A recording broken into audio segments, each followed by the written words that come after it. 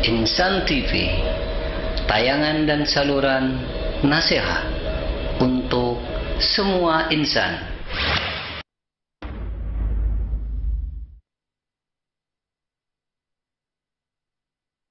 ألم نشرح لك صدرك ووضعنا عنك وزرك الذي أنقض ظهرك ورفعنا لك ذكرك فإن مع العسر يسرا إن مع العسر يسرا فإذا فرغت فانصب وإلى ربك فارغب.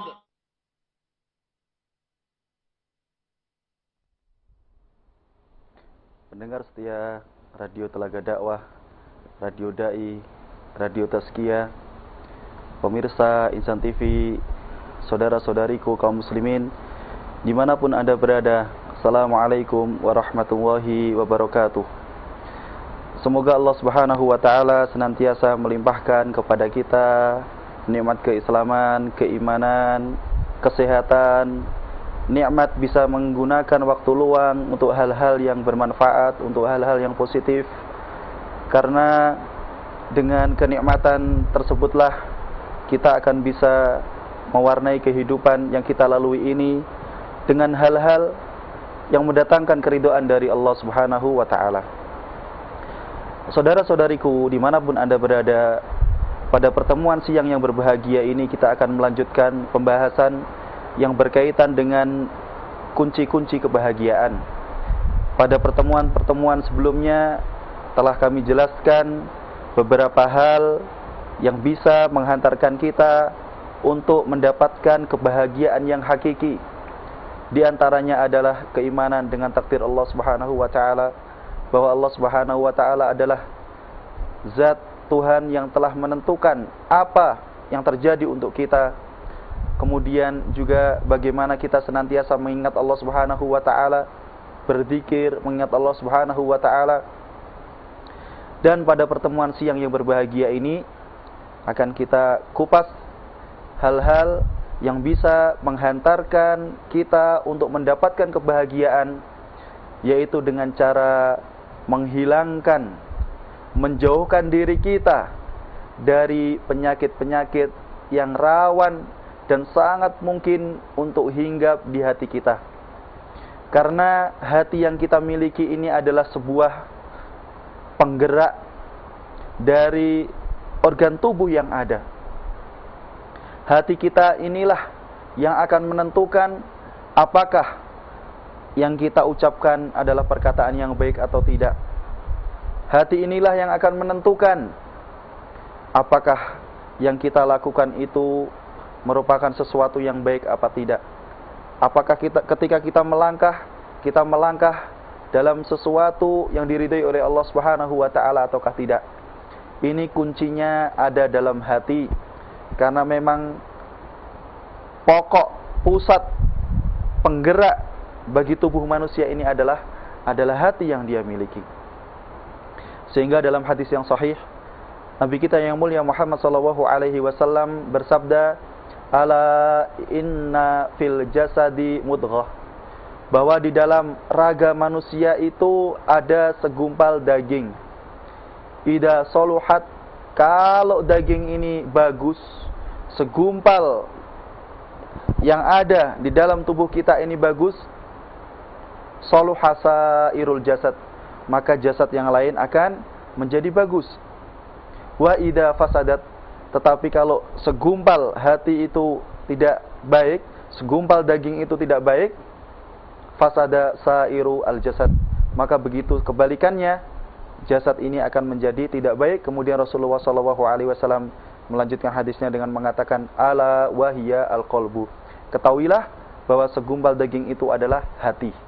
Maka dari hadis ini kita bisa mengetahui bahwa ketika hati yang kita miliki ini bisa kita jauhkan dari penyakit-penyakit yang sangat mungkin untuk menimpanya, maka niscaya hati itu akan memerintahkan anggota tubuh yang kita miliki untuk melakukan hal-hal yang baik. penyakit-penyakit hati yang kita maksudkan di sini bukan penyakit-penyakit dalam tinjauan medis. Karena kalau organ tubuh kita sakit secara medis, maka yang bisa mengobati adalah dokter. Tetapi yang kita maksud dengan penyakit hati ini adalah penyakit-penyakit yang tidak berkaitan dengan medis, tetapi keberadaannya ada dan bisa mengganggu kehidupan seseorang, bisa mempengaruhi orang tersebut apakah akan melakukan hal yang positif atau akan melakukan hal yang negatif. Saudara-saudariku dimanapun Anda berada, memang pada dasarnya ketika hati orang itu bersih, seperti diisyaratkan oleh Rasulullah SAW bahwa hati itu akan cenderung membawa orang lain, membawa organ tubuh yang ada pada orang tersebut untuk melakukan hal-hal yang baik. Kebalikannya ketika hati ini rusak, tidak baik, maka yang akan diekspresikan oleh tubuh, baik perkataan, tindakan, gerakan, maka semuanya tidak baik. Dan hati ini sangat mungkin tertimpa penyakit, baik penyakit-penyakit yang tidak dirasakan secara langsung, atau sakit-sakit yang bisa dirasakan secara langsung. Contohnya ketika hati seseorang ini merasa sakit, maka bisa jadi dia akan merasakan kesedihan, kegalauan, merasakan hidup ini terasa berat, hidup terasa gelap. Maka pada saat itulah kita harus segera membersihkan hati yang kita miliki dari berbagai macam penyakit yang sangat mungkin untuk menimpanya. Di antara penyakit-penyakit hati, dan jumlahnya sangat banyak, penyakit-penyakit hati yang harus kita waspadai, jumlahnya sangat banyak sekali. Yang paling rawan dan paling besar akibatnya adalah ketika hati yang kita miliki ini tertimpa penyakit hasad. Yang dimaksud hasad adalah ketika seseorang tidak suka dengan kenikmatan yang diberikan Allah Subhanahu wa taala kepada orang lain, dan dia berusaha untuk menghilangkan kenikmatan tersebut dari orang yang mendapatkannya. Ini adalah contoh pertama dari penyakit-penyakit hati. Kalau penyakit ini ada pada diri seseorang, maka bisa kita pastikan orang tersebut hidupnya akan jauh dari rasa kebahagiaan. Kenapa? Karena dalam hatinya sudah terisi dengan sesuatu yang negatif. Kenapa hasad ini bisa menghinggapi seseorang? Ada beberapa sebab kenapa hasad itu bisa datang menjangkiti kita. Yang pertama adalah al-karahiyatu wal baghdha'u wal adawatu minal hasid. Ketika orang yang memiliki sifat hasad itu benci, tidak suka, dan ketika dia senantiasa dikendalikan oleh rasa permusuhan. Ketika orang itu sudah dikuasai oleh rasa kebencian kepada orang lain, rasa tidak suka kepada orang lain, rasa permusuhan dengan orang lain, maka saat itulah dia sangat rawan untuk terjangkit penyakit hasad. Kenapa? Karena ketika pikirannya itu penuh dengan permusuhan, rasa tidak suka, maka yang dilakukan oleh orang lain meskipun baik, di pandangannya akan menjadi tidak baik. Kenapa? Karena dasarnya dia tidak suka dengan orang yang dia hasati tersebut. Yang kedua, di antara sebab-sebab yang bisa mengakibatkan seseorang jatuh dan terkena penyakit hasad adalah duhurun ni'mati wal ghina 'alal mahsud. Ketika orang yang dihasati itu nampak mendapatkan kenikmatan atau kekayaan. Nah, ini juga ternyata bisa memancing orang lain untuk hasad. Ketika seseorang dapat nikmat, kemudian dia memamerkan kenikmatan tersebut, dia menampakkan kekayaan yang dia miliki, ternyata itu juga bisa mendatangkan hasad dari orang lain. Sehingga kita juga harus berwaspada. Kalau kita dapat nikmat, maka kita gunakan nikmat tersebut sesuai dengan proporsinya. Jangan sampai nikmat yang kita dapatkan itu kita tampakkan, kita pamerkan kepada orang lain yang akibatnya akan memprovokasi orang lain, memancing orang lain untuk terjangkit penyakit hasad, menghasati apa yang kita miliki. Meskipun kita menampakkan kenikmatan itu boleh-boleh saja, wa amma bi ni'matika fahaddits. Boleh kita menampakkan kenikmatan tetapi sesuai dengan proporsinya, tidak boleh berlebihan. Di antara faktor-faktor sebab-sebab lain yang bisa melahirkan datangnya hasad adalah al-kibru wa ta'ali minal mahsud. Ketika orang yang dihasati itu dia menampakkan kesombongan dan rasa tinggi. Ketika orang lain ini melihat saudaranya yang lain ini memiliki sifat sombong, memiliki sifat tinggi, ingin selalu di atas, maka yang seperti itu bisa memancing orang untuk hasad.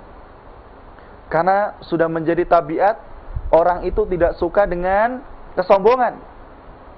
Maka kalau dia menampakkan kesombongannya, maka orang lain ini akan terpancing. Maka berhati-hati juga dalam bermuamalah, bersikap, bercerita. Bisa jadi di suatu kesempatan kita cerita dengan cerita yang menurut kita biasa saja, cerita kepada orang lain tentang penghasilan yang kita dapatkan tiap bulan, cerita kepada orang lain bahwa kita sudah bisa beli ini, beli itu, bangun ini, bangun itu, makan ini, makan itu. Meskipun kelihatannya biasa-biasa saja bagi kita, tetapi itu juga harus kita waspadai, karena bisa memancing orang lain. Kalau ternyata dia tidak suka dengan apa yang kita dapatkan, kemudian ternyata dia terjangkit dengan penyakit hasad. Yang keempat, al-baghyu wad-dulmu minal mahsud. Ketika seseorang melakukan kedzaliman, kejahatan, maka kedzaliman dan kejahatannya itu ternyata bisa mendatangkan sifat hasad dari orang lain yang didolimi atau yang dijahati. Seorang pimpinan melakukan kedzaliman kepada bawahannya, maka kemudian bawahannya ini sakit hati, maka bawahan yang sakit hati ini bisa terjangkiti penyakit hasad. Apa yang dia lakukan? Berusaha keras untuk menghilangkan kenikmatan yang saat itu ada pada pimpinannya. Kenapa? Karena dia sakit hati. Seorang majikan memiliki pembantu, pembantunya diomeli terus, dikata-katain terus, dijelek-jelekan terus, maka kemudian pembantu ini bisa sakit hati. Sakit hati yang bisa mendorong pembantu tersebut untuk melakukan tindakan-tindakan yang bisa menghilangkan kenikmatan yang dimiliki oleh majikannya. Sering kita dengar di masyarakat bahwa ada seorang mantan pembantu, katakanlah, yang tersakiti, kemudian dia keluar dari rumah tersebut, dan kemudian apa yang dia lakukan? Membakar rumah mantan majikannya, mencuri, merampok. Ini sebabnya karena ada unsur kedoliman, keburukan yang dilakukan oleh orang yang dihasati. Ini tidak terjadi dari orang yang memiliki sifat hasad, tetapi ini dari faktor lain. Tetapi kemudian ternyata faktor ini bisa memancing orang untuk hasad. Yang kelima, bahwa sifat hasad itu bisa timbul, bisa lahir dari hubbud dunya wal jah.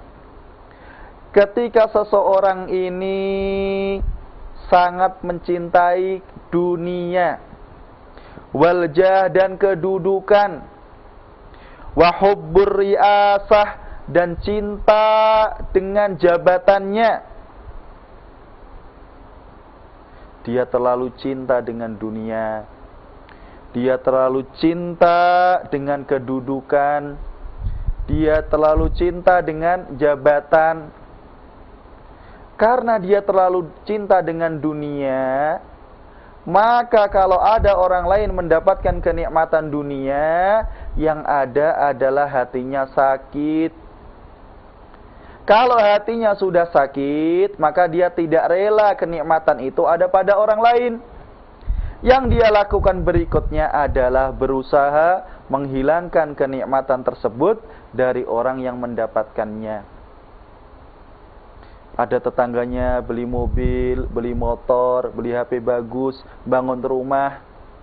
Hatinya sakit. Karena dia suka dengan yang seperti ini.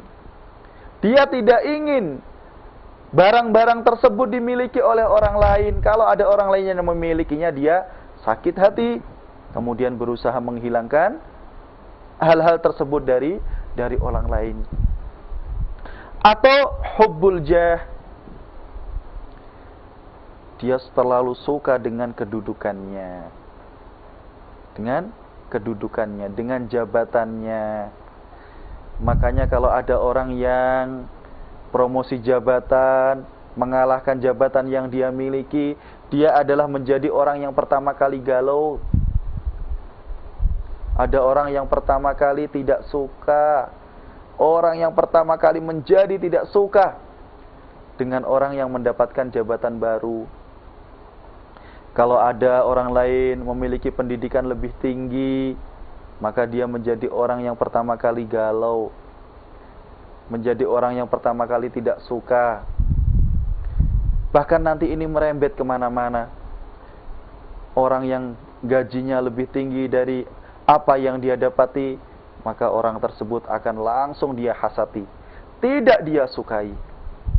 Ini semua lahir karena kecintaan yang sangat mendalam dari dunia, dari kedudukan, pangkat, dan jabatan. Sehingga kita hendaknya bisa mendudukkan beberapa hal tersebut sesuai dengan proporsinya. Ada yang mengatakan, Ustadz, kita kan sekarang hidup di dunia, tidakkah kita diperbolehkan untuk mencari apa-apa yang bisa kita manfaatkan dari dunia? Perkataan tersebut sama sekali tidak salah. Kita hidup di dunia dan kita dianjurkan untuk bisa memanfaatkan dunia ini demi akhirat kita. Tetapi yang menjadi masalah adalah ketika kita larut dalam kehidupan dunia sehingga kemudian lalai dalam kehidupan dunia, melupakan kita dengan akhirat. Jabatan juga tidak ada masalah seseorang memiliki jabatan yang tinggi, karena dengan jabatan itu dia bisa mengekspresikan apa yang dia miliki. Tetapi kalau kemudian jabatan, pangkat itu menjadi tujuan, maka dikhawatirkan yang demikian itu bisa melalaikan seseorang dari kehidupan akhiratnya. Dan yang keenam, di antara beberapa sebab yang bisa mendatangkan hasad adalah al-i'tiradu 'ala Allahi fi rizqi. Berpaling, lupa kepada Allah Subhanahu wa taala dalam masalah pengaturan rizki. Ini sebab yang sering kita dengar. Orang merasa tidak cukup dengan pemberian Allah Subhanahu wa taala. Orang merasa tidak cukup dengan rizki yang telah diatur oleh Allah Subhanahu wa taala. Maka hidupnya jauh dari kebahagiaan. Dia senantiasa merasa tidak cukup dengan apa yang dia dapatkan. Kalau mendapatkan rizki 1 juta, dia lihatnya orang yang mendapatkan rizki 2 juta. Kalau per bulan gajinya 2 juta, yang dia lihat adalah orang yang mendapatkan gaji tiap bulannya 5 juta. Kalau gaji dia tiap bulannya 10 juta, yang dia lihat adalah orang yang gajinya 200 juta. Begitu seterusnya, sehingga apa yang akan terjadi pada hatinya ini? Terasa sempit. Terasa sempit. Orang yang memiliki sifat seperti ini akan jauh dari rasa bahagia. Uangnya banyak, tetapi dia tidak merasa memiliki uang itu. Harta kekayaannya banyak, tetapi yang banyak itu masih terlalu sedikit untuk dirinya. Karena merasa tidak cukup, dia senantiasa melihat orang yang hidupnya jauh di atas dirinya. Sehingga kemudian yang dia miliki itu terasa kecil. Sehingga yang dia miliki itu terasa sedikit. Karena dia membandingkan dengan orang-orang yang ada di atasnya. Dia tidak yakin bahwa rizki itu sudah diatur oleh Allah Subhanahu wa ta'ala. Bahkan sebelum orang itu lahir di dunia, rizkinya sudah ditentukan oleh Allah Subhanahu wa ta'ala. Terkadang kita dapati orang yang dari sisi ekonominya kita lihat sudah cukup, bisa makan, memiliki perabot rumah tangga yang cukup, kendaraan ada. Tetapi kalau kita mendengar perkataannya, terkadang yang keluar dari lisannya adalah perkataan-perkataan yang penuh dengan pengaduan, merasa kurang, kalau bahasa Jawanya ngeresulo, mengeluh terus. Sudah makannya ya enak 3 kali sehari. Kalau dia pengen beli apa sate, dia bisa beli sate. Mau makan tongseng, bisa beli tongseng. Mau pergi ke daerah lain, punya mobil. Tapi kalau bicara dengan orang lain, isinya masih ngeluh terus. Itu ya, iya saya punya mobil, tapi kok mobilku gitu ya. Tahunnya sudah lama. Mobil yang saya miliki kok tahun 90 ya. Mobil yang saya miliki kok tahun 2000 ya. Karena dia lihat mobil-mobil yang baru keluar tahun 2016. Sehingga begitu tiap hari. Sehingga nanti kalau itu dia lakukan terus-menerus, maka orang-orang nanti akan menilai. Dengan bapak itu, dengan ibu itu, sudah pokoknya kalau bapak itu bicara, ibu itu bicara, siap-siap kita menjadi pendengar setia. Kenapa? Pasti dia mengadu, menjadikan kita sebagai tempat curhat. Dan itu ada, banyak. Kenapa? Sebab yang keenam ini. Dia masih kurang yakin bahwa rizki itu telah diatur. Dia kurang yakin bahwa rizki yang akan dia dapatkan itu telah ditentukan oleh Allah Subhanahu wa ta'ala. Dalam masalah rizki, saudara-saudariku, jangan pernah khawatir. Allah itu sudah menentukan rizki kita. Dan kita tidak akan meninggal dunia sampai rizki yang telah ditentukan Allah itu 100% kita dapatkan. Jangan khawatir dengan rizki yang Allah Subhanahu wa ta'ala siapkan untuk kita. Masalahnya tinggal bagaimana usaha kita itu untuk mendapatkan rizki. Terkadang kita usahanya tidak maksimal, tapi rizki yang pengen didapatkan banyak. Tidak ada yang seperti itu. Kalau ingin mendapatkan hasil yang maksimal, usahanya juga harus maksimal. Tidak Ustaz, tapi kan ada orang yang sekali transaksi dia dapat untung jutaan, miliaran. Sekali orang berbicara dia mendapatkan uang yang banyak. Itu tidak akan mungkin terjadi kecuali orang tersebut telah melakukan usaha yang keras sebelumnya. Adapun yang dia dapatkan sekarang itu adalah hasil dari usaha yang dia lakukan. Wa ma min dabbatin fil ardi illa 'ala Allahi rizquha. Tidak ada binatang yang melata yang ada di muka bumi ini kecuali Allah Subhanahu wa ta'ala menanggung rizkinya. Tapi binatang itu bisa mendapatkan rizkinya ketika dia berjalan. Makanya menggunakan kata-kata wa ma min dabbah. Dabbah itu hewan melata. Melata itu berarti berjalan.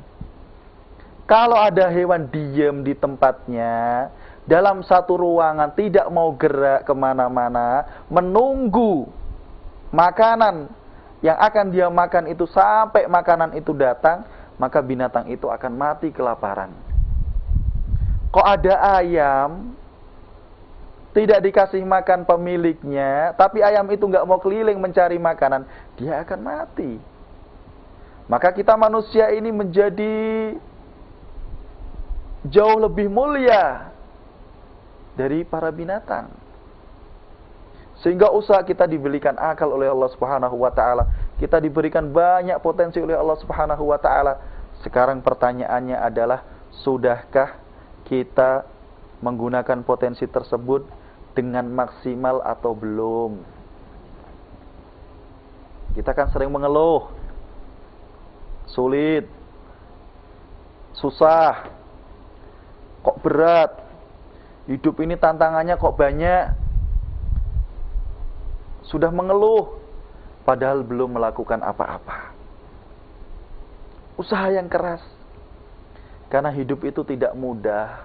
Manfaatkan waktu dengan sebaik-baiknya. Kemudian hasil apa yang akan kita dapatkan, serahkan semuanya kepada Allah Subhanahu wa ta'ala. Dan kita harus yakin dalam masalah rezeki ini bahwa Allah Subhanahu wa ta'ala akan memberikan rezeki sesuai dengan apa yang kita butuhkan. Karena kalau rezeki itu diberikan kepada seseorang tidak sesuai dengan kebutuhan yang dia miliki, maka dikhawatirkan dia akan menjadi orang yang lalai. Betapa banyak sekarang ini orang yang lalai dengan kekayaan yang dia miliki. Dia memiliki penghasilan yang banyak, tetapi kemudian yang seperti itu melalaikannya dari mengingat Allah Subhanahu wa ta'ala. Saudara-saudariku, kita harus tahu bahwa hasad itu adalah sesuatu yang sangat berbahaya. Efeknya itu langsung, sakitnya itu langsung ada di dada kita.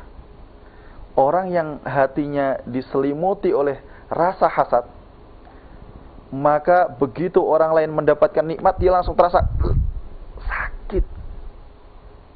Makanya kita harus hati-hati.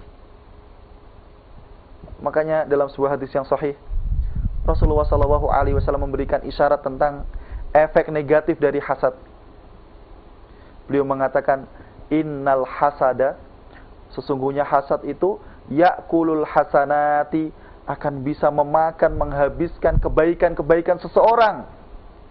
Kama ta'kulun naru al-hatoba, seperti halnya api itu bisa menghabiskan, membakar kayu bakar. Karena efeknya memang sangat luar biasa. Efeknya luar biasa. Orang yang kena penyakit hasad, dialah pikirannya itu negatif. Pokoknya ingin nikmat orang lain itu hilang. Minimalnya ingin kenikmatan yang didapatkan orang lain itu segera dia dapatkan. Dalam hadis ini Rasulullah juga langsung memberikan terapi. Hati-hati dengan hasad. Kemudian Rasulullah mengatakan, wa inna sodaqota tutfi'ul khati'ah, dan sesungguhnya sedekah itu bisa memadamkan, menghapuskan kesalahan. Kama yutfi'ul ma'u annar, seperti halnya air itu bisa memadamkan api. Nah, ini langsung ini ada jawaban. Berarti orang yang ingin kebaikannya itu hilang, maka hasad inilah yang bisa menjadi penyebabnya. Tapi kalau dia ingin dosa-dosanya yang hancur, lebur, hilang, maka jawabannya adalah dengan sedekah. Karena sedekah itu ternyata bisa menghapuskan kesalahan. Seperti halnya air, kalau kita tuangkan di api, maka apinya akan langsung padam. Was-sholatu nurul mu'min, kata Rasulullah SAW dalam hadis ini, dan sholat itu adalah cahaya bagi seorang mukmin. Wasiyamu junnatun minan nar, dan puasa itu adalah benteng, tameng dari siksa api neraka. Sehingga saudara-saudariku, berhati-hati dengan penyakit hasad. Di antara tanda-tanda yang bisa kita waspadai, karena begitu tanda-tanda ini muncul, hendaknya kita langsung melawan. Kalau kita sudah bisa melawan tanda-tanda ini, dia harapkan penyakit hasad langsung hilang dari hati kita. Yang pertama adalah tanda-tanda bahwa hasad itu akan datang adalah ketika kita melihat nikmat yang dimiliki oleh orang lain itu kita langsung lupa kepada Allah Subhanahu wa taala. La yadhkurullaha asna'an nadri ila syai'i al-jamil. Kita lupa untuk mengingat Allah Subhanahu wa taala, zikir kepada Allah ketika kita melihat sesuatu yang baik. Minimalnya kalau melihat sesuatu yang baik yang dimiliki orang lain, yang ada di alam ini, minimalnya kita mengucapkan Masya Allah. Minimalnya kita mengucapkan Masya Allah. Kalau kita sudah ingat dengan yang seperti itu, insya Allah kita akan dijauhkan dari rasa hasad. Biasakan mengucapkan Masya Allah kalau melihat sesuatu yang besar menurut pandangan kita. Melihat ada anak kecil bermain, kita mengucapkan Masya Allah. Kok ada anak kecil bisa bermain dengan teman-temannya, anak kecil yang ganteng, cantik, kita ucapkan Masya Allah. Kita ucapkan Masya Allah. Ada orang lain ketika ngobrol, teman kita sekantor misalnya ngobrol dengan kita, kemudian dia mengeluarkan HP-nya yang bagus, yang baru dia beli, kita ucapkan Masya Allah. Ini bentuk dari mengingat Allah Subhanahu wa taala ketika kita melihat sesuatu yang indah yang dimiliki oleh orang lain. Ucapkan Masya Allah. Minimalnya ucapkan Masya Allah. Kalau kita sudah mengucapkan itu, kita langsung ingat kepada Allah Subhanahu wa taala bahwa semuanya ini adalah pemberian dari Allah Subhanahu wa taala. Ini bisa kita jadikan sebagai tameng sebelum rasa hasad itu datang menghinggapi, kemudian mencengkeram hati kita ini. Yang kedua, bahwa hasad itu bisa datang ketika kita memiliki sifat fuduli. Sifat fuduli, suka berlebih-lebihan, suka ingin tahu dengan apa yang terjadi, dengan apa yang dilakukan, apa yang dimiliki oleh orang lain. Kita pengen tahu tafasilu hadhil umur. Kita pengen tahu dengan detail apa yang dilakukan, apa yang dimiliki, apa yang direncanakan oleh orang lain, apapun yang ada pada diri orang lain itu ingin kita ketahui. Maka ini bisa menjadi tanda datangnya hasad pada diri kita. Kalau ada orang lain beli motor, dia tanya, ada orang lain ya, tetangga kita ya beli motor ya. Padahal kalau dia, alhamdulillah tetanggaku beli motor, selesai sudah. Tapi ada orang yang tidak seperti itu. Melihat tetangganya beli motor, dia cari informasi nih. Karena kalau dia langsung tanya, dia malu. Cari informasi keliling, cari informasi. Di mana dia beli motornya itu? Berapa harganya? Kenapa dia pilih warna itu? Kenapa dia pilih merek itu? Ditanya sampai detail. Nah, ini sudah tanda-tanda hasad akan datang pada diri kita. Ketika kita ingin mengetahui sesuatu yang ada pada diri orang lain. Padahal kalau kita tidak mengetahui sesuatu itu, kita gak akan kepikiran.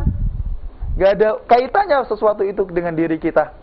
Makanya Rasulullah SAW mengingatkan kepada kita untuk meninggalkan sesuatu yang tidak memberikan manfaat untuk diri kita. Kalau melihat tetangganya beli almari ya langsung katakan, Masya Allah, alhamdulillah tetanggaku bisa beli almari, sudah selesai, titik. Gak perlu kita, itu kayunya apa, dia beli di toko mebel apa, kenapa warnanya ini, kenapa ukurannya gini. Ini tanda-tanda penyakit hasad akan mulai datang. Karena ketika kita banyak bertanya itu menunjukkan ada sesuatu yang tidak benar dalam hati kita.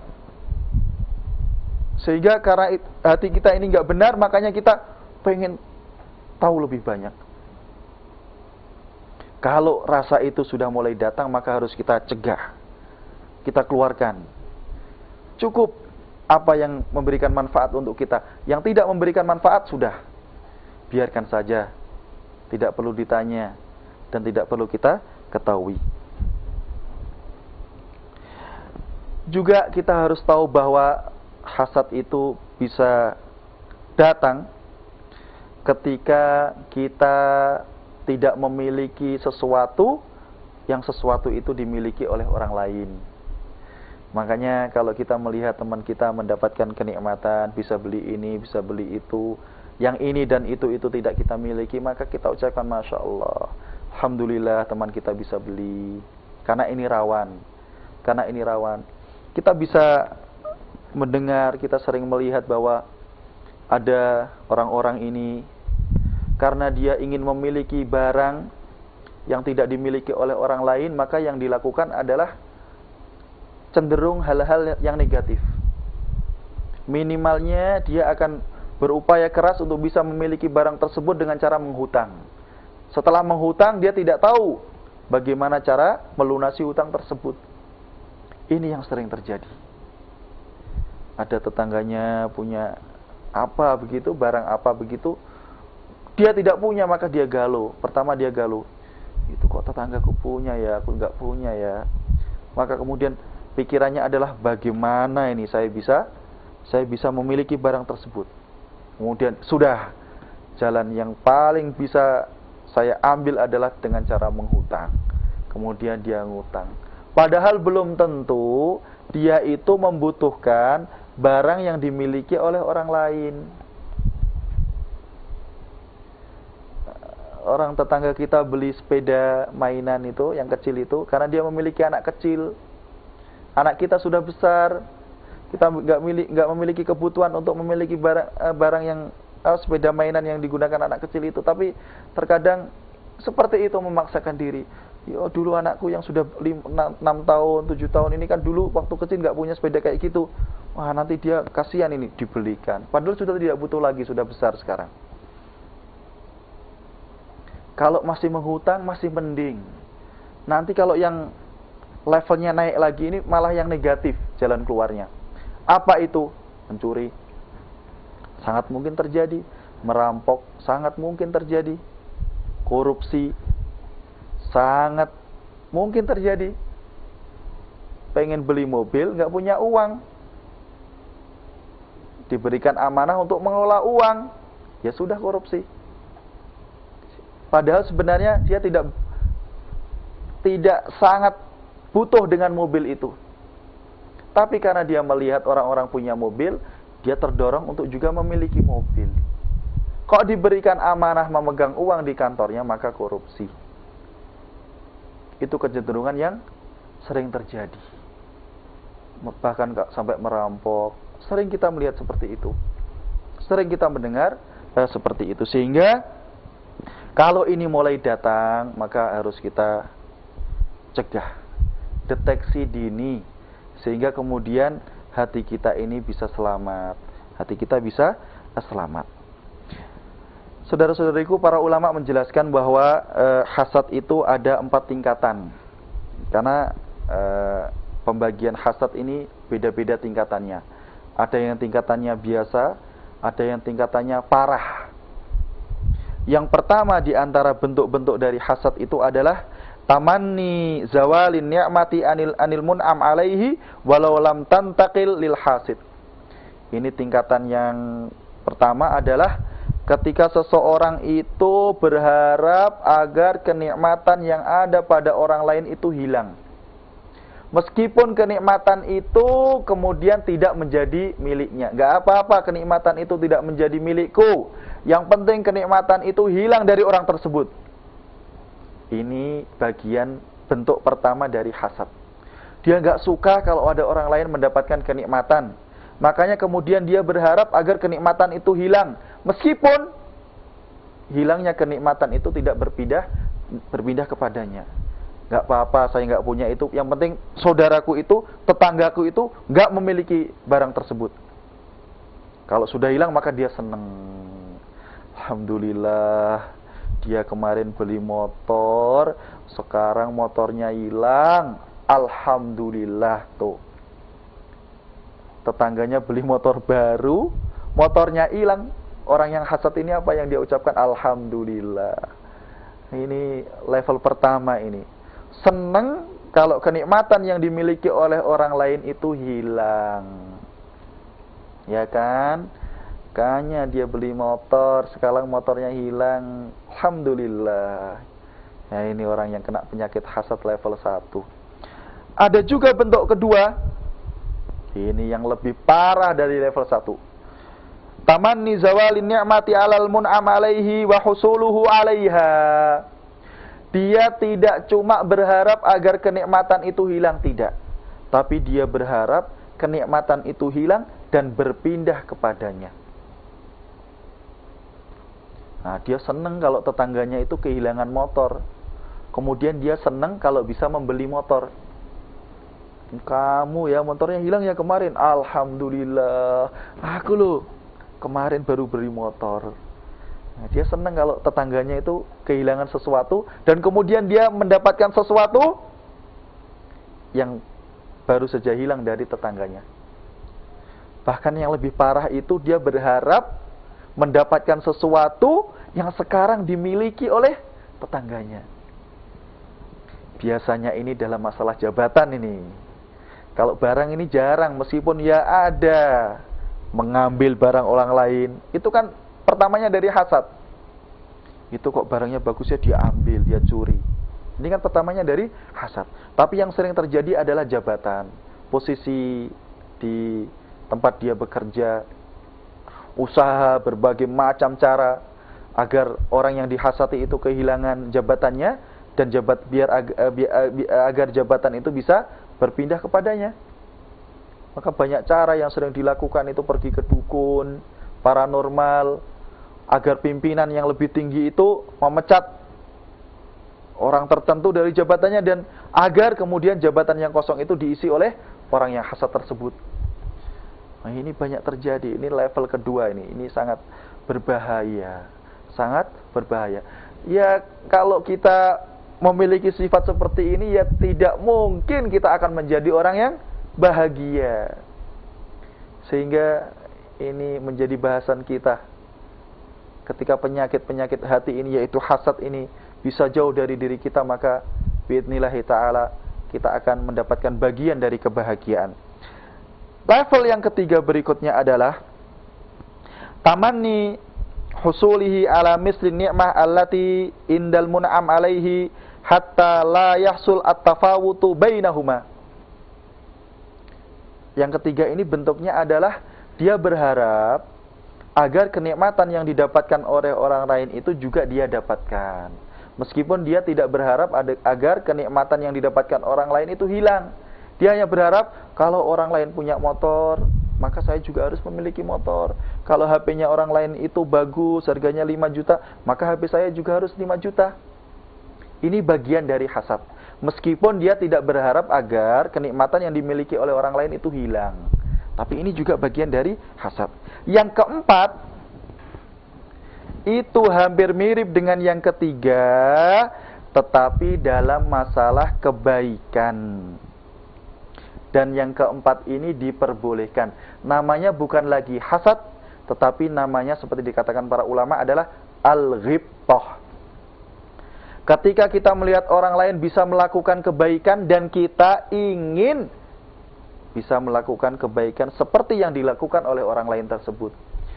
Ya Allah, tetanggaku itu kok bisa ya, tiap pagi itu sholatnya berjamaah loh subuh di masjid. Kemudian kita, aku pengen seperti dengan orang itu, aku pengen seperti dia. Maka ini namanya bukan hasad tapi ghibthah, dan ini diperbolehkan. Pak, itu loh Pak, ada Pak tetangga kita Pak. Masya Allah loh Pak, dia gajinya ya tidak seberapa, tapi kok setiap bulan itu infak ke masjid itu 100.000 loh Pak. Kita kan penghasilannya lebih tinggi Pak daripada orang tersebut, tapi infak kita kok masih sedikit. Kita ayo infak 100.000 seperti orang itu, tetangga kita itu. Nah, ini namanya ghibthah, dan itu diperbolehkan karena dalam masalah kebaikan. Dalam masalah kebaikan. Bu, itu Bu, ada tetangga kita Bu. Coba Ibu lihat, perhatikan. Kalau dia keluar itu kita lihat, Masya Allah, sama suaminya. Meskipun anaknya sudah besar-besar, tapi kok pasangan suami istri tetangga kita itu kok kelihatan mesra ya Bu. Suaminya Masya Allah kalau keluar pakaiannya rapi, sopan. Istrinya kalau keluar pakai jilbab. Bu, gimana kalau Ibu keluar sama Bapak, sama saya, pakai jilbab yang rapi. Nanti dilihatnya enak, Bu. Itu tetangga kita itu, Masya Allah, anaknya sekarang sudah gede-gede, sudah berumah tangga masing-masing, tapi pasangan itu kok kelihatan mesra sekali ya. Ayo Bu, mulai sekarang kalau keluar, Ibu pakai jilbab yang rapi ya. Nah, ini namanya ghibthah. Ini namanya ghibthah. Berharap bisa melakukan kebaikan yang dilakukan oleh orang lain. Dan bentuk yang keempat ini tidak menjadi masalah. Bahkan cenderung bisa mendatangkan kebaikan untuk kita. Karena berarti kita termotivasi untuk melakukan kebaikan. Termotivasi untuk melakukan kebaikan. Ini penyakit yang pertama yang sangat rawan untuk menimpa kita. Sebenarnya masih banyak penyakit lain ini. Masih banyak penyakit lain yang sangat mungkin untuk menimpa kita. Yang kedua adalah penyakit kesombongan. Kita sebutkan, kita jelaskan terlebih dahulu penyakit hasad, kemudian kesombongan, karena ini yang sering terjadi. Sombong. Orang yang suka sombong, dia cenderung sulit untuk mendapatkan kebahagiaan. Karena ketika orang sombong, maka hatinya lalai. Dan Allah Subhanahu wa ta'ala tidak akan dekat dengan orang yang hatinya lalai. Apa yang dimaksud dengan kesombongan? Ini telah dijelaskan oleh Rasulullah SAW. Apa yang dimaksud dengan kesombongan itu? Dalam hadis yang sahih diriwayatkan Imam Muslim, Nabi kita yang mulia Muhammad SAW bersabda, "La yadkhulul jannata man kana fi qalbihi misqalu dzarratin min kibrin." Tidak akan masuk surga orang yang dalam hatinya itu ada seukuran biji sawi dari sebuah kesombongan. Tidak akan masuk surga orang yang dalam hatinya itu ada sifat sombong. Faqala rajulun, maka ketika mendengar penjelasan itu ada seorang laki-laki yang kemudian bertanya, "Innar rajula yuhibbu an yakuna thawbuhu hasanan wa na'luhu hasanatan." Ya Rasulullah, ada orang yang dia itu suka kalau bajunya bagus. Dia suka kalau sandalnya bagus. Maksudnya dia bertanya, kalau orang bajunya bagus, sandalnya bagus, apakah itu merupakan bagian dari kesombongan? Faqala, maka Rasulullah SAW bersabda, "Innallaha jamilun." Sesungguhnya Allah itu adalah zat yang maha indah. Yuhibbul jamal. Dan Allah Subhanahu wa ta'ala mencintai keindahan. Artinya, sesuatu yang indah itu bukan termasuk dari kesombongan. Orang pakai baju bagus, sandal bagus, alas kaki bagus, bukan kemudian langsung menjadi sebuah kesombongan, tidak. Tergantung dari motivasi orang menggunakan baju bagus. Para ulama itu membiasakan diri mereka ketika mengisi pengajian itu menggunakan baju yang bagus. Imam Malik ketika ingin menyampaikan pengajian di Masjid Nabawi di waktu beliau masih hidup, menggunakan pakaian yang bagus. Ketika kita belajar tentang akhlak, etika, kita bisa mendapatkan perkataan para ulama. Ketika menerima tamu, itu kita dianjurkan menggunakan baju yang bagus. Saat kita kedatangan tamu, diusahakan menggunakan baju yang bagus sehingga tamunya ini merasa terhormat. Ketika kita akan melaksanakan sholat id, dianjurkan menggunakan baju yang bagus yang kita miliki pada waktu tersebut. Ini bukan menjadi sebuah bentuk dari kesombongan. Kita memiliki rumahnya dibuat yang bagus, ini bukan kesombongan. Karena Allah adalah zat yang maha indah dan mencintai keindahan. Rumah kita buat taman, ini bukan bagian dari kesombongan. Maka enggak boleh kita mengatakan orang kok rumahnya dibuat indah, bagus, meskipun minimalis, ada tamannya, kemudian orang itu sombong ya. Rumah dikasih taman, ada kolam-kolam, rumah kok dikasih. Enggak, ini bagian dari keindahan dan itu tidak merupakan bentuk dari kesombongan sama sekali.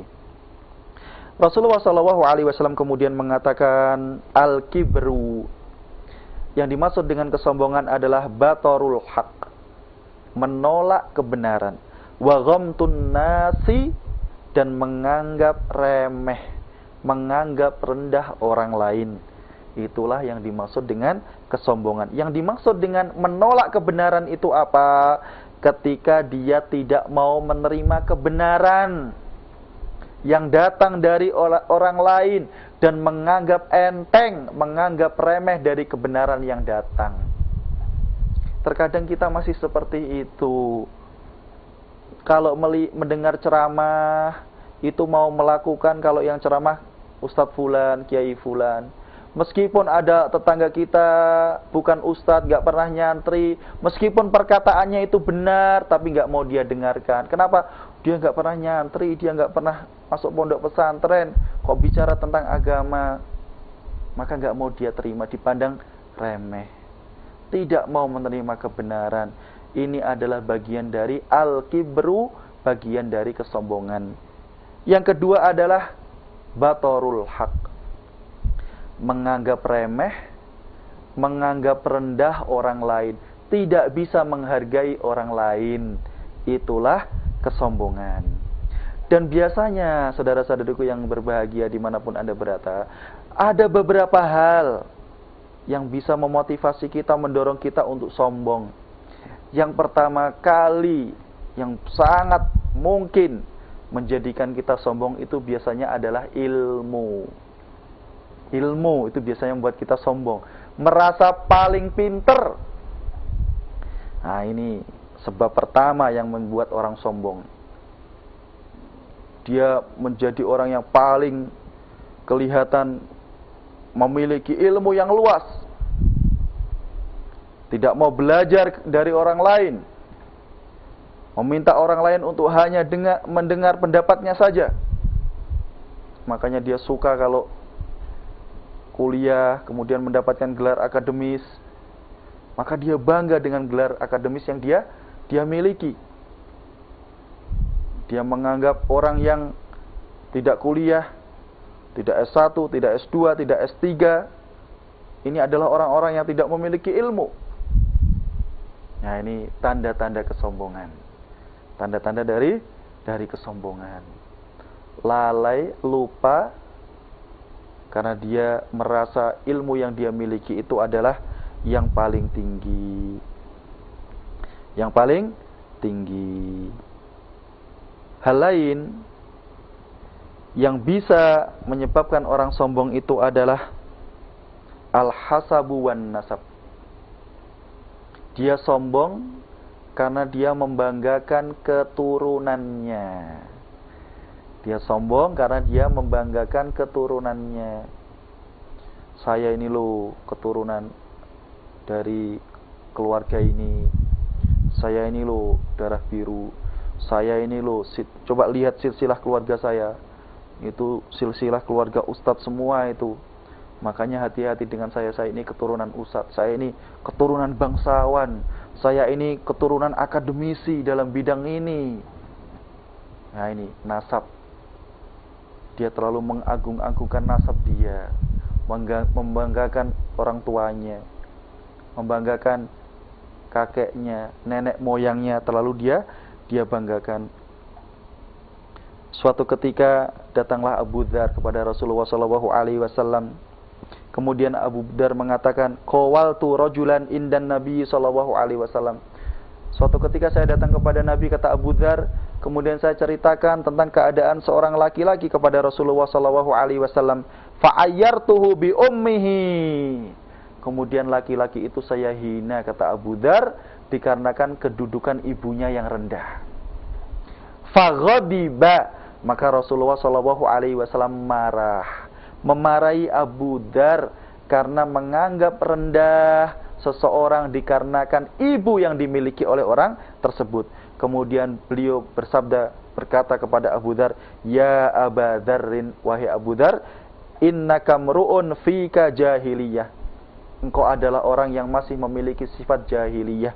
Hum ikhwanukum. Mereka semua itu adalah saudara-saudaramu. Tidak boleh kemudian kita menganggap remeh orang karena keturunannya ini bukan orang yang selevel dengan kita, katakanlah. Kemudian kita menjauh, komunikasinya kemudian menjadi tidak baik karena dari keturunan yang berbeda, beda pekerjaannya, strata sosialnya. yang seperti ini adalah sesuatu yang tidak baik dan bentuk dari kesombongan. Yang bisa memotivasi seseorang, mendorong seseorang untuk memiliki sifat sombong yang lain adalah al-mal, kekayaan, fulus. Ketika dia semakin kaya, maka cenderung semakin sombong. Makanya hati-hati dengan kekayaan. Jangan sampai kekayaan yang kita miliki itu mendorong kita untuk menjadi orang yang sombong. Yang keempat, kesombongan itu bisa datang karena faktor al-atba, banyaknya pengikut, wal ansor, banyaknya pendukung.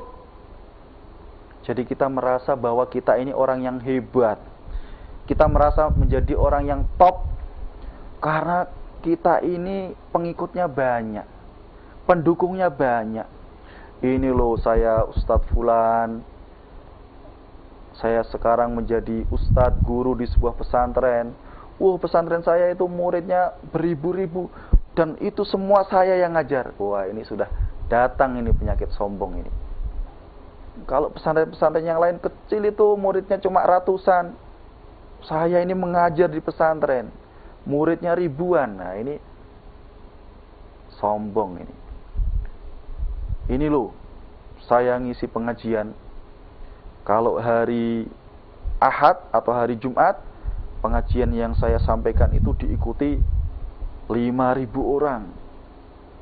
Kalau ustadz-ustadz yang lain nggak ada yang 5.000, cuma saya yang pengajiannya didatangi oleh 5.000 orang. Nah, ini bentuk kesombongan. Bentuk kesombongan. Wah, nanti jabatan-jabatan dalam kehidupan bermasyarakat itu, jabatan sosial itu juga bisa. Ini loh, saya sekarang sebagai ketua apa yang membawai berapa ratus orang, berapa ribu orang. Nah, ini bisa mendatangkan kesombongan. Kalau seperti ini sudah datang, maka segera diobati. Segera diobati. Cara mengobatinya bisa dengan langsung diputus. Begitu sifat itu muncul, langsung diputus. Bagaimana cara memutusnya? Langsung ingat. Oh iya ya, kenapa saya sombong ya? Saya ini kan hanya seorang hamba. Yang berhak sombong itu hanya Allah. Nah, ini cara yang pertama, tapi ini lebih sulit. Karena dia begitu sifat sombong itu datang, langsung dia putus total. Dari akarnya, dia langsung ingat kembali kepada Allah Subhanahu wa taala. Saya ini hamba yang lemah, yang paling berat sombong ya hanya Allah. Untuk apa saya sombong? Saya harus tawadhu, rendah hati, tidak boleh sombong. Nah, ini cara pertama meskipun ini berat. Kalau cara yang kedua bisa kita lakukan dengan menghilangkan. Jadi ini butuh analisa ini.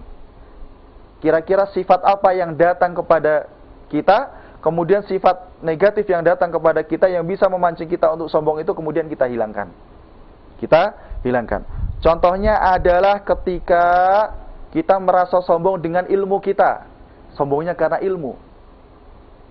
Maka ini bisa kita obati dengan cara kita merasa sadar bahwa ilmu kita itu datang dari Allah Subhanahu wa taala, dan kita sadar bahwa meskipun kita merasa memiliki ilmu, tetapi di sana banyak orang lain yang ilmunya jauh lebih tinggi daripada kita.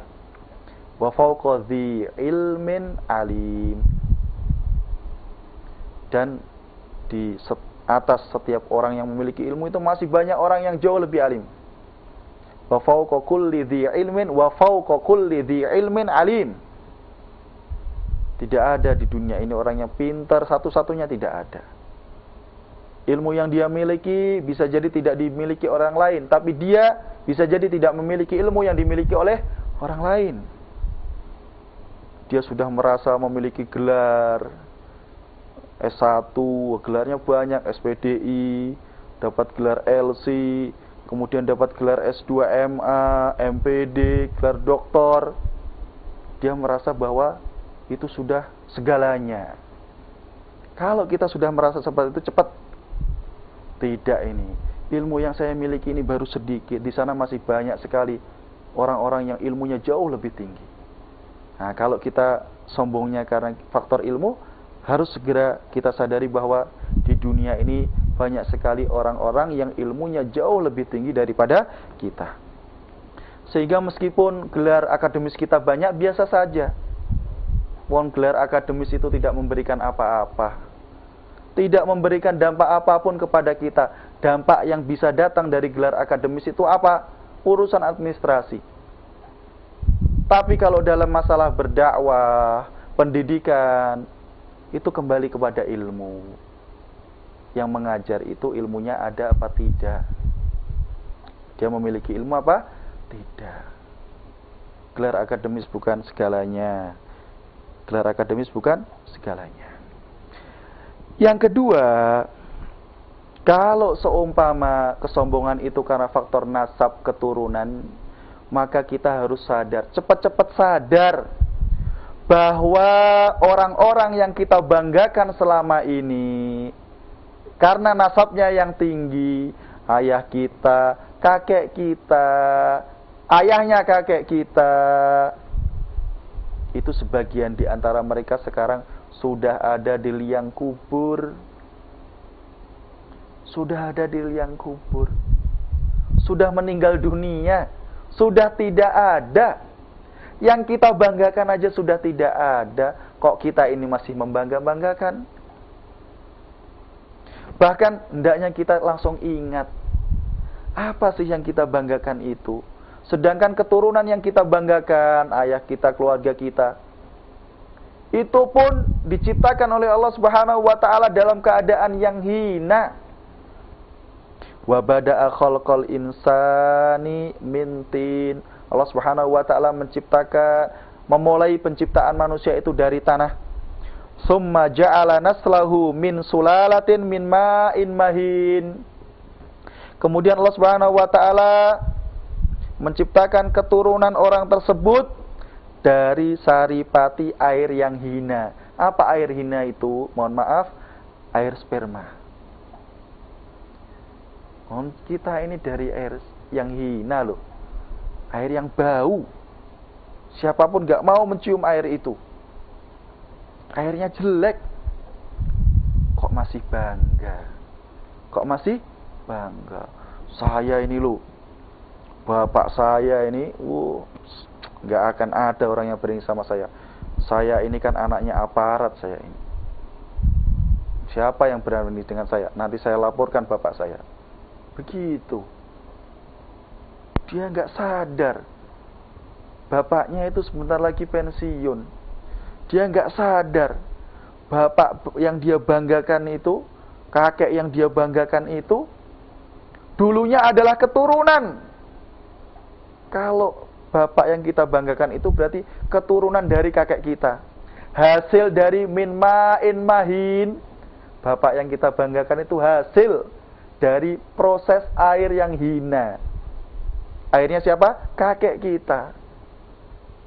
Gitu kok kita banggakan. Makanya biasa saja. Biasa saja.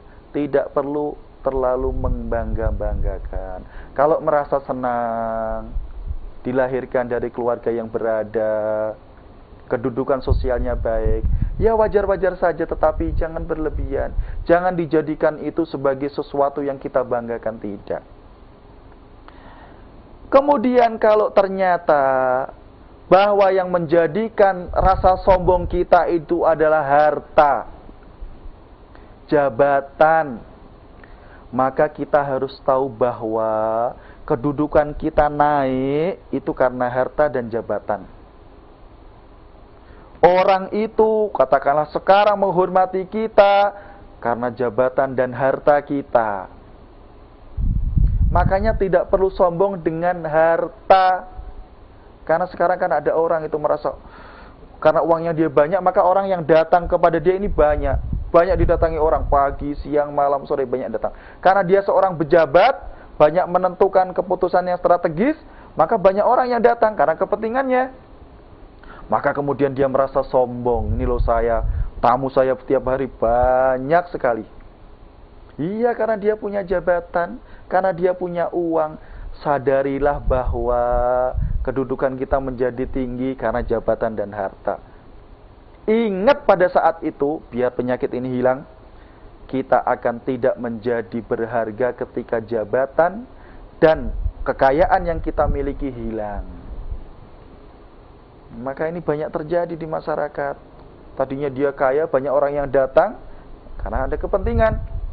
Saat kekayaannya hilang, usahanya bangkrut, nggak ada satupun yang datang kepada dia. Jabatannya tinggi, banyak orang yang datang. Saat sudah pensiun, sudah nggak akan ada orang yang datang. Jangankan datang, noleh itu sudah males. Karena waktu itu orang-orang datang ke dia, banyak silaturahim mendatangi dia karena kekayaan dan jabatan yang dimiliki. Sekarang dua itu sudah tidak dia miliki, maka jangan berharap ada orang yang mau datang. Sehingga dengan kekayaan yang kita miliki, jabatan yang kita miliki, yo biasa saja. Tidak perlu terlalu dibanggakan. Wong semuanya itu akan hilang. Kalau itu tidak hilang, maka kita yang meninggalkan harta dan jabatan tersebut. Dan dalam masalah jabatan ini sebenarnya ada catatan ini. Sekarang ini kan banyak orang kena sindrom pasca pensiun. Jadi orang itu yang tadinya jabatannya tinggi, banyak dikelilingi oleh orang, asistennya, pembantunya, stafnya. Ketika pensiun ternyata dia sudah tidak memiliki siapa-siapa lagi. Tidak ada yang bisa dia suruh lagi. Maka kemudian setelah dia pensiun biasanya menjadi sangat sedih. Ini sindrom ini. Kita bisa dapatkan biasanya kemudian kalau dia tidak bisa menguasai hatinya, tidak bisa menguasai dirinya, yang terjadi adalah stres, pikirannya galau. Bahkan kemudian penyakit-penyakit mulai datang. Makanya kalau kita memiliki jabatan tinggi, maka gunakan jabatan itu dalam hal-hal yang bisa mendatangkan keridhaan dari Allah Subhanahu wa taala. Jangan sampai kemudian itu menjadi tujuan akhir kita. Karena kalau itu kita jadikan tujuan akhir, saatnya itu hilang, maka yang akan menimpa kita adalah kegalauan, kesedihan, kecemasan, hati yang tidak nyaman, yang itu akan selalu menyertai kehidupan kita. Sehingga kalau kita sudah kemasukan rasa sombong karena harta, karena kedudukan, segera diobati. Langsung kita ingat kepada Allah, semuanya kan dari Allah. Nanti jabatan saya, kalau saya sudah pensiun, jabatannya hilang. Kalau harta ini sudah ditakdirkan Allah tidak saya miliki, ya tidak saya miliki. Sehingga kita punya harta ini, kita manfaatkan untuk sesuatu yang memberikan manfaat kepada orang lain. Seperti itu yang dulu dilakukan oleh Rasulullah SAW. Beliau kan orang yang paling berpotensi untuk menjadi kaya.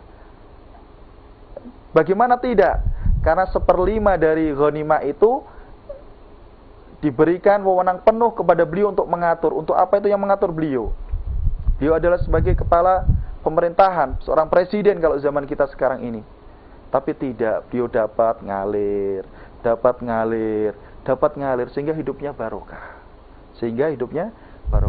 Nah, makanya saudara-saudariku, kita perlu tahu mendeteksi penyakit-penyakit apa yang ada di hati kita, kemudian berusaha kita singkirkan sedikit demi sedikit.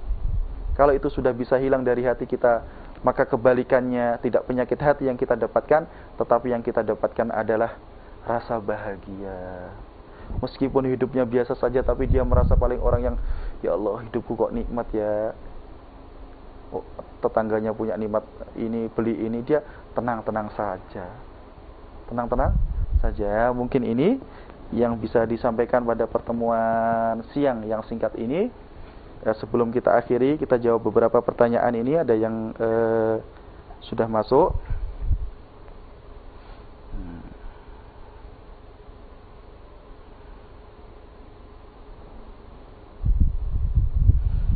Ustadz, saya Bapak Fulan dari Samarinda. Saya mau bertanya, apa hukumnya jika kita ingin menikah tapi sebelumnya mencari hari baik, tanggal baik, dan bulan baik? Mohon penjelasannya. Ya, ini Bapak, semua hari itu baik, semua tanggal itu baik, tidak ada pembedaan. Jangan sampai kita masuk ke keyakinan-keyakinan yang tidak ada dasarnya, yang dalam masalah akidah ini masuk dalam bagian khurafat. Kalau kita ingin menikah, menikah saja. Baik apa tidak baik ditentukan oleh dzuruf pekerjaan kita, misalkan Kalau kita nggak bisa cuti, maka kalau kita nggak bisa cuti, kita tetap memaksakan nikah, maka kita tidak dapat izin dari atasan kita. Nah, berarti nanti akibatnya tidak baik. Kalau harus hari apa, tanggal apa, itu semuanya baik. Dan yang paling baik adalah hari Jumat. Karena hari Jumat itu kan hari rayanya kaum muslimin. Al-Id fi kulli usbu'. Hari raya kaum muslimin di setiap minggu itu hari Jumat. Hari Jumat, meskipun tidak ada anjuran secara khusus untuk menikah di hari Jumat, tapi minimalnya kita tidak terikat dengan harus mencari hari-hari baik. Semuanya baik biidnillahi ta'ala.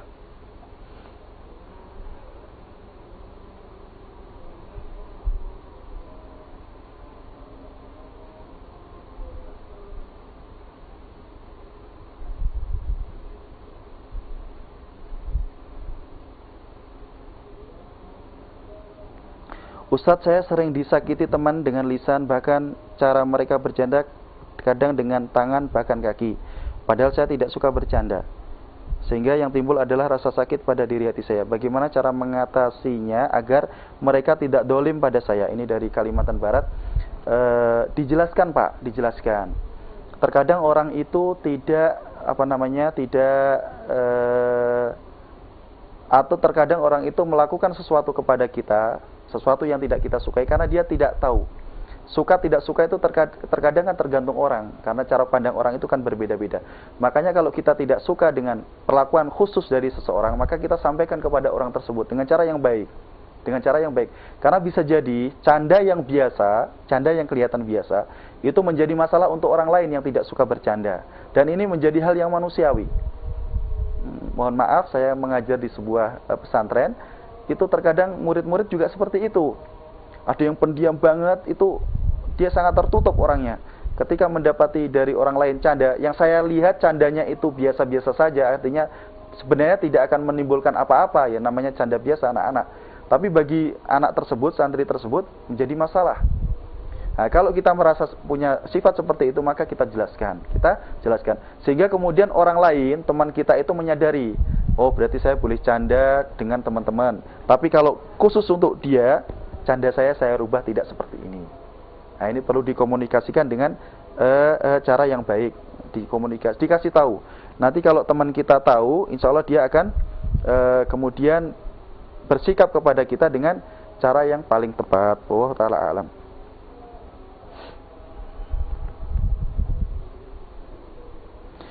Pak Ustadz, saya Ibu Fulanah, saya sering diganggu teman laki-laki. Dia sering memegang tangan, padahal tahu saya sudah bersuami.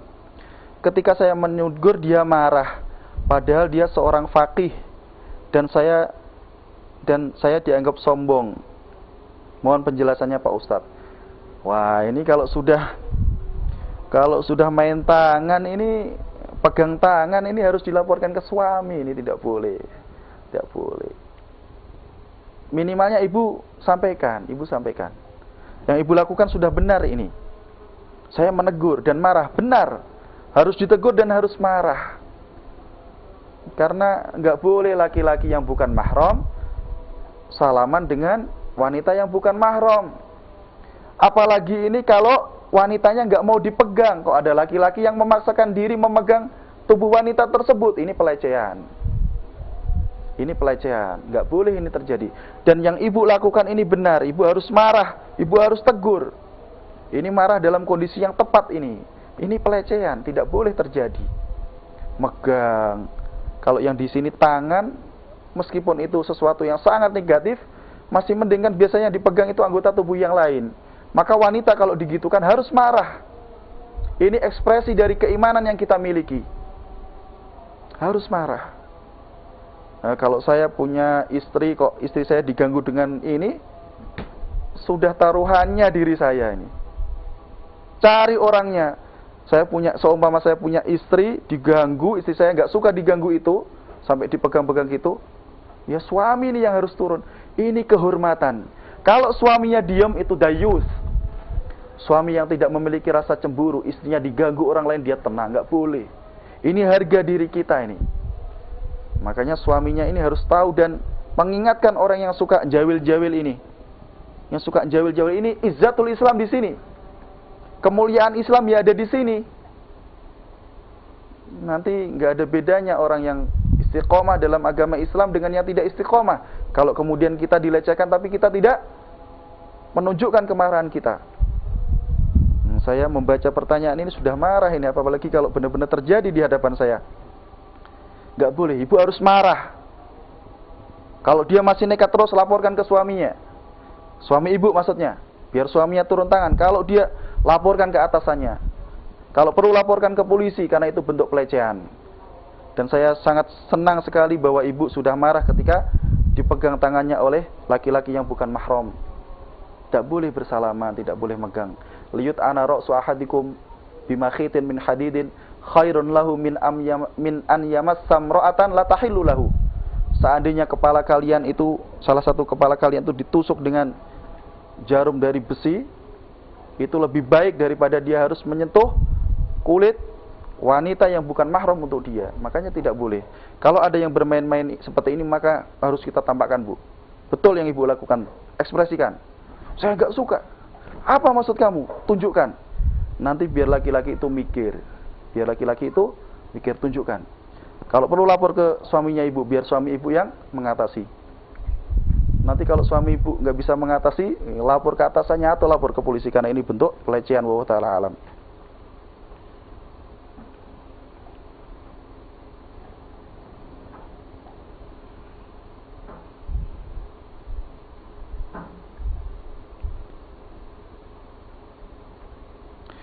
Ustaz, saya mau tanya tapi pertanyaannya di luar tema. Yang dimaksud dengan Islam sejati itu bagaimana, Ustaz?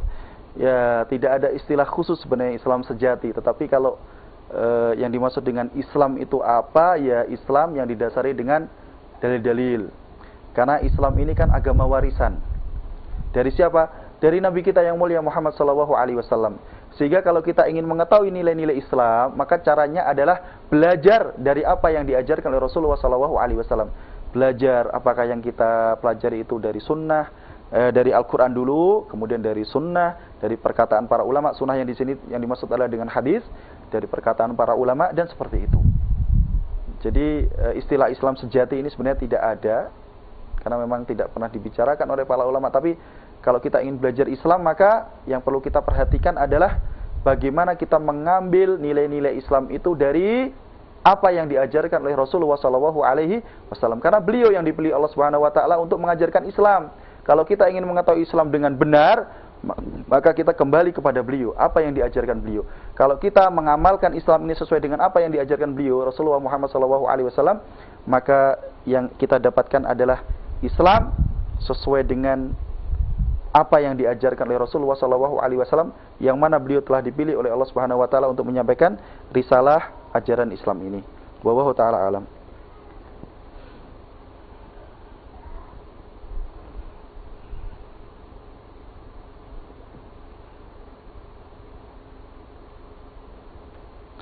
Ustadz, bagaimana cara menjaga hati supaya tidak riya dan tidak sombong? Kalau tidak sombong, tadi sudah saya sampaikan bagaimana terapi agar kita jauh dari rasa sombong. Tadi sudah saya jelaskan satu persatu meskipun singkat. Untuk masalah riya, insya Allah akan dijelaskan pada pertemuan mendatang. Karena nanti riya ini juga termasuk dari bagian penyakit hati. Ketika seseorang ingin menampakkan kebaikan, tujuannya adalah agar kebaikan yang dia lakukan itu dilihat oleh orang lain. Insya Allah pada pertemuan mendatang. Ini banyak sekali pertanyaan yang masuk.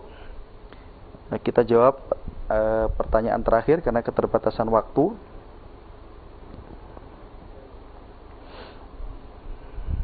Dan mohon maaf sebelumnya kepada Bapak, Ibu, saudara-saudari yang berusaha bertanya lewat sambungan telepon, karena yang masuk lewat SMS sudah lebih banyak, sehingga saya jawab yang masuk lewat SMS. Ustadz, bagaimana cara menghadapi orang yang mempunyai sifat hasad, yang karena sifat hasad itu sangat mengganggu orang lain? Caranya adalah kalau kita ingin menyelamatkan orang tersebut, maka kita berikan masukan, kita bimbing, kita ingatkan tentang apa itu hasad, apa itu bahaya yang sangat mungkin datang karena sifat hasad. Karena orang yang memiliki sifat hasad ini perlu dikasihani. Karena kalau dia terus kena penyakit itu, maka hatinya akan senantiasa sakit, jauh dari rasa bahagia. Kita berikan masukan, nasihat dengan cara yang paling baik, sesuai dengan keadaan yang dia miliki. Kalau yang penting jangan dibalas, yang penting jangan dibalas. Dia hasad, kemudian kita kerjain dia, dibalas dengan hasad yang lain, dikerjain dengan apa, dicek, di ini, jangan. Kasihan nanti dia. Orang yang memiliki sifat hasad ini harus dikasihani dengan cara dijelaskan, diberikan pemahaman tentang apa yang terjadi pada dirinya, sehingga kemudian dia terselamatkan dari penyakit ini. Karena kalau dia kemudian terus-menerus memiliki rasa hasad ini, kasihan nanti dia, hidupnya tidak akan bahagia. Kita selamatkan dia sehingga biar kebahagiaan yang kita miliki ini juga bisa dia dapatkan. Wallahu ta'ala a'lam. Mohon maaf sekali lagi atas pertanyaan-pertanyaan yang telah disampaikan, karena tidak semuanya bisa dijawab. Ini yang bisa disampaikan pada pertemuan siang yang berbahagia ini. Apabila ada kebenaran, maka datang dari Allah Subhanahu wa ta'ala. Apabila ada kesalahan, datang dari diri saya sendiri. Kalau ada tutur kata yang kurang tepat, maka saya minta maaf. Terima kasih atas perhatiannya. Semoga Allah Subhanahu wa ta'ala senantiasa memberikan taufik kepada kita masing-masing, sehingga hidup kita menjadi lebih bermakna, hidup dalam bingkai ajaran Islam yang sangat indah ini. Kita akhiri. Terima kasih atas perhatiannya. Assalamualaikum warahmatullahi wabarakatuh.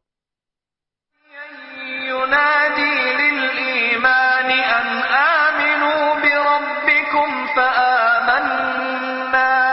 Kami mengucapkan terima kasih kepada para pemirsa yang telah mengikuti program acara ini, dan kami ucapkan jazakumullahu khairan katsira kepada para donatur yang telah menyumbangkan rezekinya. Dan kami mengucapkan terima kasih kepada seluruh TV kabel yang merelay program acara kami atas partisipasinya dalam kegiatan berdakwah. Semoga menjadi amal soleh yang memberatkan timbangan kebaikan di akhirat kelak. Amin ya rabbal alamin.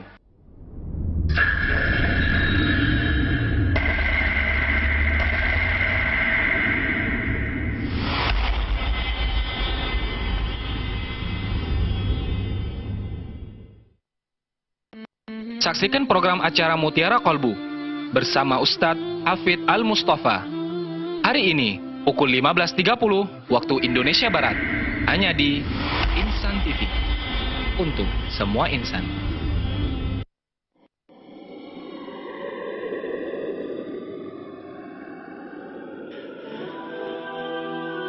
Katarak adalah kelainan mata di mana lensa mata yang seharusnya jernih menjadi keruh. Katarak ini